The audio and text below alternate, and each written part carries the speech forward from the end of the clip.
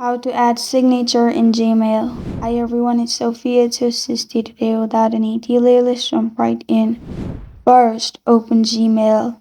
Log into your account. You'll find this kind of screen pop up. Click on Settings located at top right corner of your screen.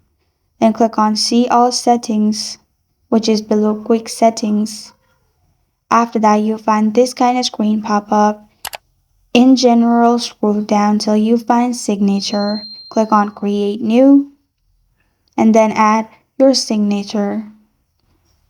After you have added your signature, which is your name, click on Create.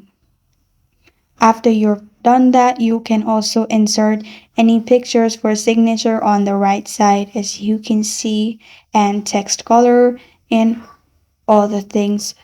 After you've done, scroll down, you'll find signatures defaults, which is you can use for new mails.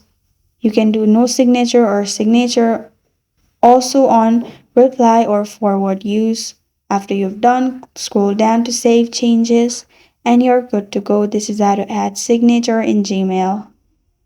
Thank you for joining me today. If this video helps you out, please leave a like and subscribe for more. Got a question or want to suggest a topic? Comment below. I am Sophia signing off. Until next time.